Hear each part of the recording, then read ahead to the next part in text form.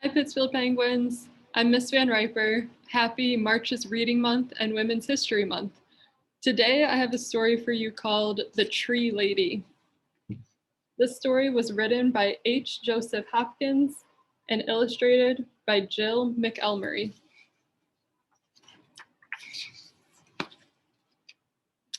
Catherine Olivia Sessions grew up in the woods of Northern California.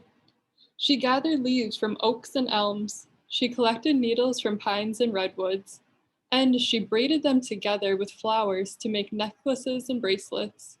It was the 1860s, and girls from Kate's side of town weren't supposed to get their hands dirty, but Kate did.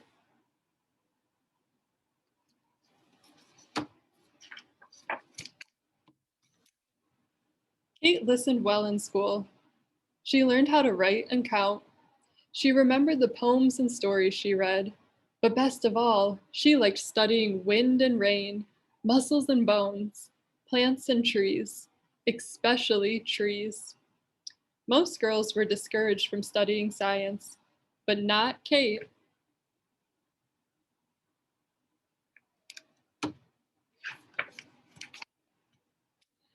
Kate felt the trees were her friends.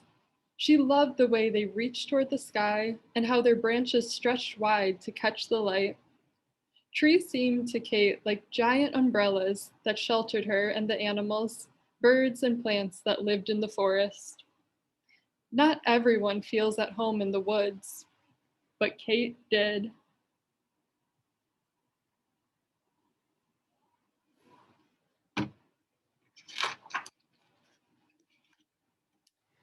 When Kate grew up, she left home to study science at college. She looked at soil and insects through a microscope. She learned how plants made food and how they drank water. And she studied trees from around the world. No woman had ever graduated from the University of California with a degree in science, but in 1881, Kate did. There's her microscope.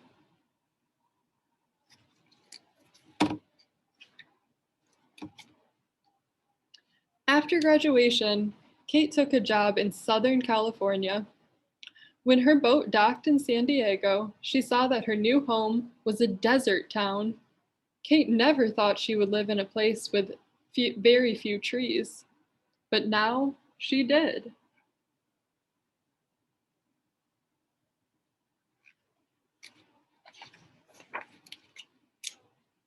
Kate began her job as a teacher. She was also the vice principal of the school, so she had to make sure that everyone followed the rules.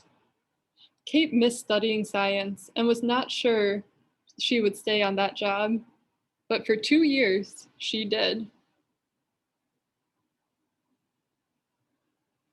There's Kate with some of her students.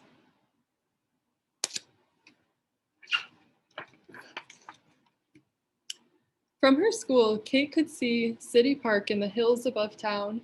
It was called a park, but it didn't look like one. It was where people grazed cattle and dumped garbage.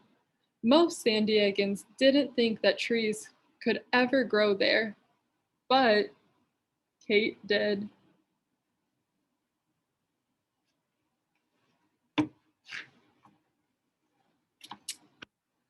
When Kate's love for the woods, she thought San Diego needed trees more than anything else, so she left teaching to become a gardener. She knew she must plant trees that could live in dry soil with lots and lots of sunshine. Her friends worried Kate wouldn't find trees like that, but she did.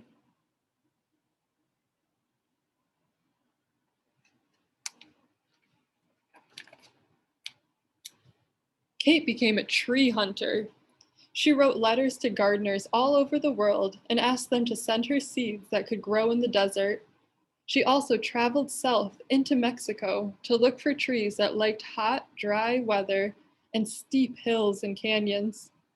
Not everyone knows how to hunt for trees, but Kate did. Here's some of the trees that she found.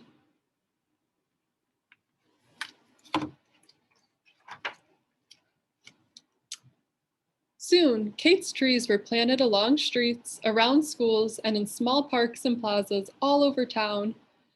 People bought trees from Kate's nursery and planted them in their own yards. From elms and oaks to eucalyptuses and palms, by the turn of the century, young trees from Kate's nursery were growing in every part of San Diego.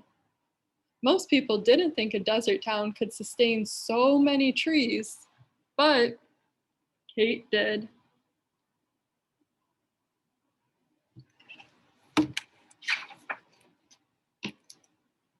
Then, in 1909, the city leaders announced that a great fair called the Panama California Exposition was coming to San Diego in 1915.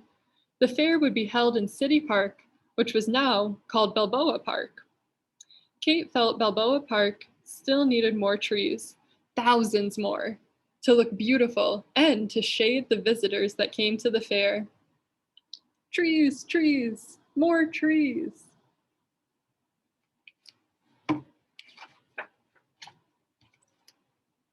That was too many trees for Kate to plant by herself, but she knew lots of people could do it together.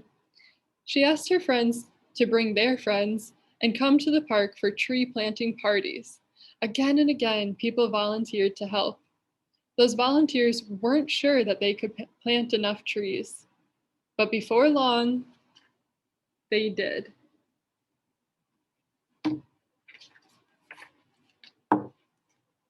And when the fair opened, San Diego was ready. Millions of trees and plants filled Balboa Park. The fair had so many visitors, it stayed open for 2 years instead of 1. People came from near and far to see the attractions and stroll in the cool shade.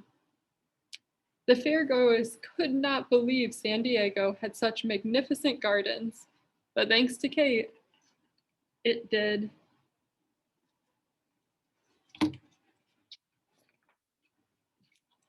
In the years after the fair, Kate was given many awards for her work, and people took to calling her the mother of Balboa Park.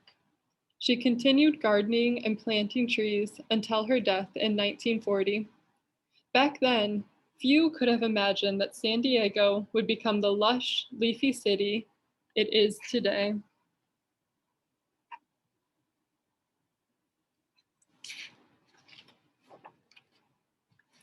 But all along, year after year, Catherine Olivia Sessions did.